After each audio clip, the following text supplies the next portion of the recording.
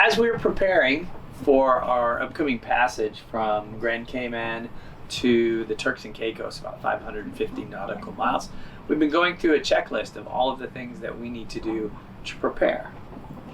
Yes, and it always seems like the last 48 hours are kind of the big push to get everything done, especially now with all the COVID requirements and all the requirements to get into the next country, as well as checking out, because checking out is within the last 24 hours of your stay in any country. So the last 48 hours can be extremely hectic, and sometimes you forget things. So to make sure we don't forget anything critical, we've gone ahead and put together a checklist that goes through everything we do, both above deck and below deck, to get the boat ready to go. As you know, if you've been watching, and why would you not have been watching, we have had some issues in the past from some items that we hadn't checked. For example, our furler, we lost a couple of screws, which then subsequently separated and ripped our genoa. We've also had some frayed lines as well. So we've put together the full checklist for you to be able to see what you need to check before you sail. We will leave a link to our website in the description below, and here's a quick look at what 48 hours before your departure typically looks like.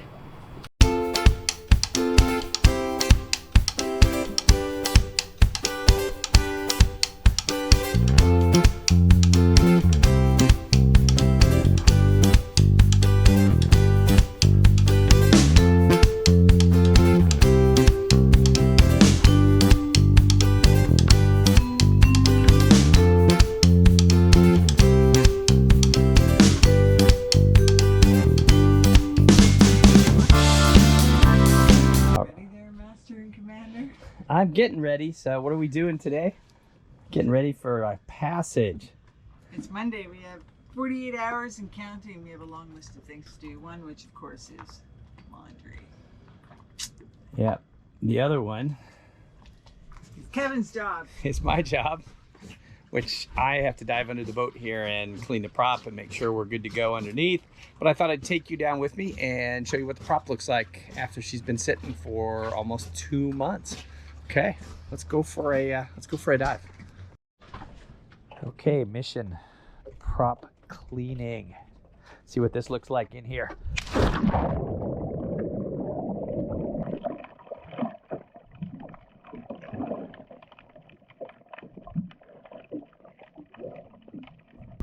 We got some garbage bag. Look at that. Lots of plastic around it, eh? Oh, did more come off?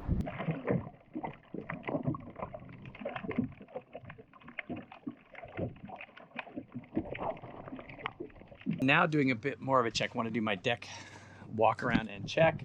I've already actually checked the solar panels, but just give you a view up top.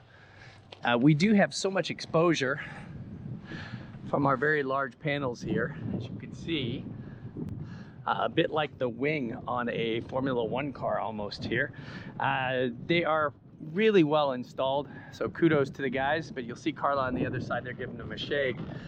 They're bolted onto these L brackets, these stainless L brackets, which are welded onto a plate and then onto our steel arch, so very well secured.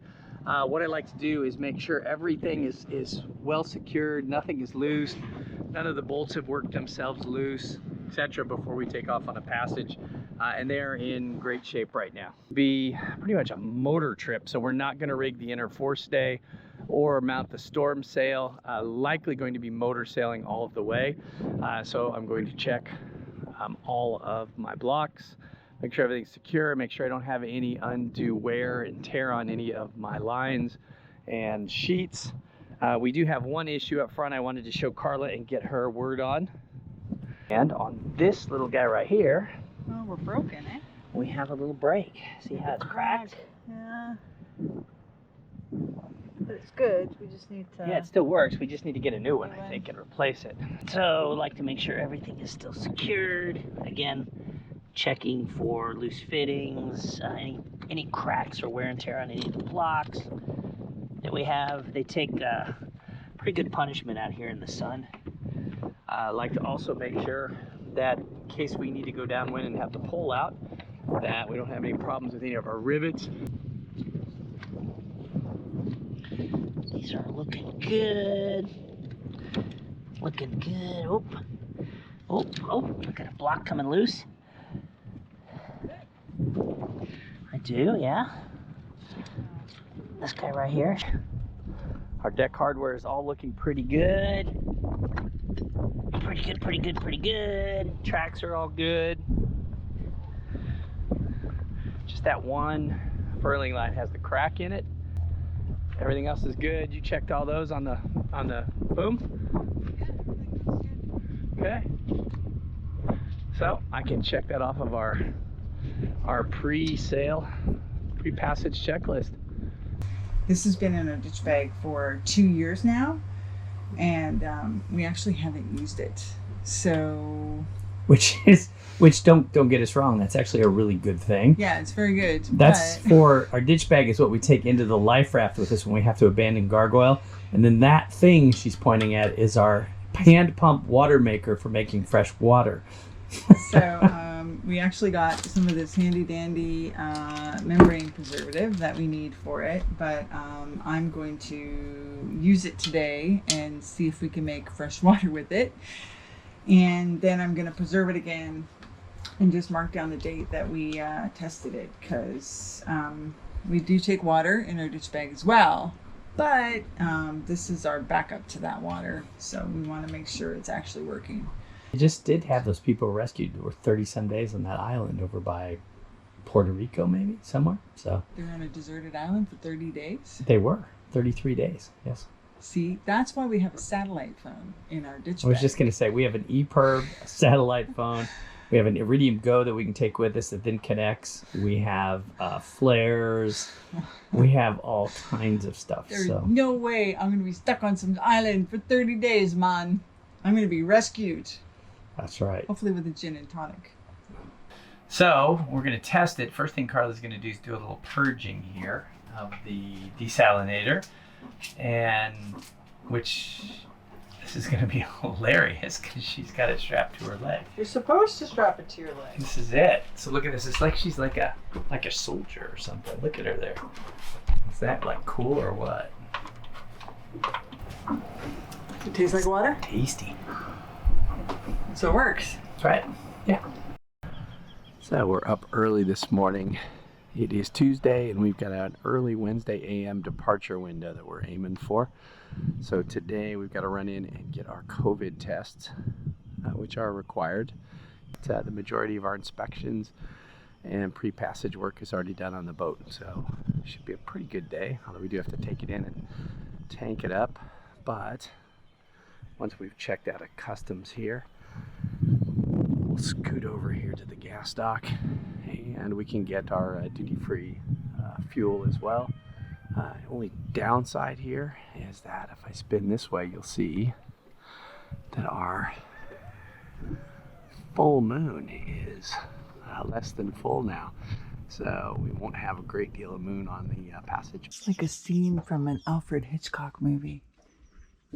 There's Dean, and there's a bird, and there's a bird, and there's a whole bunch of birds. I don't know where Sam is, but she's got to be somewhere close. Oh, there she is. Oh, yeah. They're definitely taunting our cats.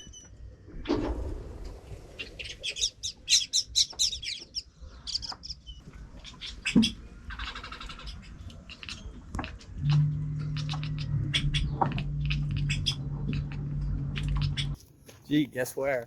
Guess where we're at again? We are walking to the bus. It is 7 o'clock in the morning, and we have an 8 o'clock COVID test appointment, and we forgot the GoPro. Can you believe that? We forgot the GoPro. Whoa, whoa, whoa, whoa, whoa. Oh yeah, it's we. It's we. This is a partnership. It's we. We. Carla believes she can multitask effectively. I can multitask actually. Not effectively. Okay. She can multitask. We're walking to the bus. Here we go. So we are at the Cayman Hospital right now getting our free COVID test for the Turks and Caicos, because the Turks and Caicos will charge us $175. So we're going to go in. Kevin's going to get his nose tweaked, And then we're going to wait for the results, and hopefully we get them before we leave for the tour. That's good. We can find it. Hopefully we can find it. Good. Felt so good. It's just another one. So, third COVID test here for the Caymans. Now we're headed to port security. We're gonna Customs, immigration. We're gonna check out. So sad. Where we got to check out, Customs and Immigration. It's where we checked in 2 months ago. Holy crap, time flies in a wonderful place. Here we are. We're at the Port Authority. So we're gonna go check out. We have all of our paperwork, so we are good to go. We have 24 hours before we have to get out of the country. Yeah. So yeah, we're all checked out. Super easy process in like one building. You just got to go up and down the stairs a couple times. And we have a contact for Bermuda. So if we go to Bermuda, we have someone who's going to tour us around. We are set. I love it. This is the friendliest place on earth. Okay, so we're all checked in, checked out. Now we're going to catch a bus and head back to Gargoyle and do some work. Yeah. Let's go get it done. So, day before the passage, final activities. You can see the water maker running. We like to leave with a full tank of water just in case it fails while we're at sea. We know we've got plenty of fresh water. Pulled the dinghy. We're thinking we're going to leave it on the foredeck, but right now we're considering maybe we're going to fold it up anyway. Either way, it needs to be scrubbed because it's gross. Bucket, saltwater hose, and brush. And I'm going to do me. It looks like some scrubbing. Oh joy, oh joy, oh joy. Look at that. Yuck. We have deflated the dinghy after a big scrub down, and we've pulled the flag because the Cayman Islands, we are checked out officially. We have 24 hours to depart, and we are here in Governor's Creek, and we're just enjoying the evening. We went over to the fuel dock here and topped off our tank, so we have 124 gallons of diesel aboard, which gives us a very, very large range in this boat of ours. Happy with that. And it looks like we're gonna have a nice sunset. You'll notice that the back of the boat's all nice and clean here because the dinghy's gone, and we have our new outboard, so it fit quite well on the extra mount that we had aboard. So that's mounted, although we may move it over when we get to our new anchorage. But she's on and secured. Flag's flying. Just putting a few more things away here before we go inside for our last meal here in the Cayman Islands.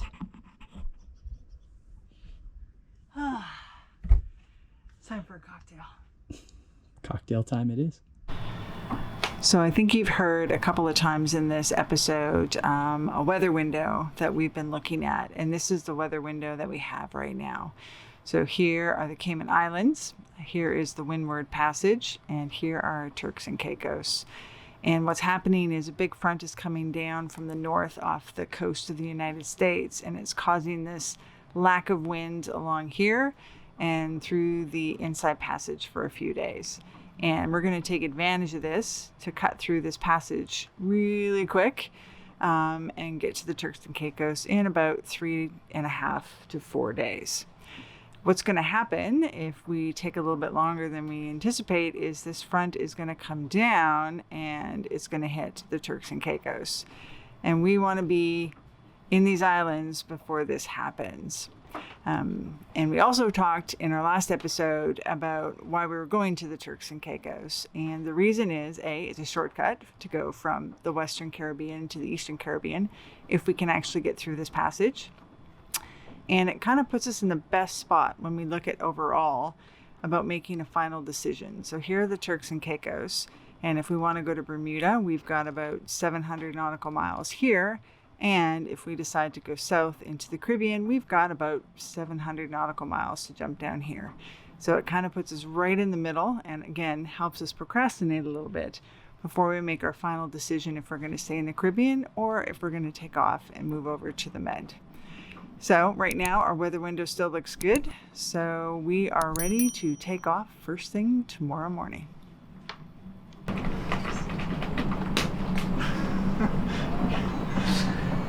That's Sam. She decided if we're talking, she's going to interrupt us. Now she's going to walk in front of the camera. Because that's what cats do on this boat. Nope. Okay, we're good.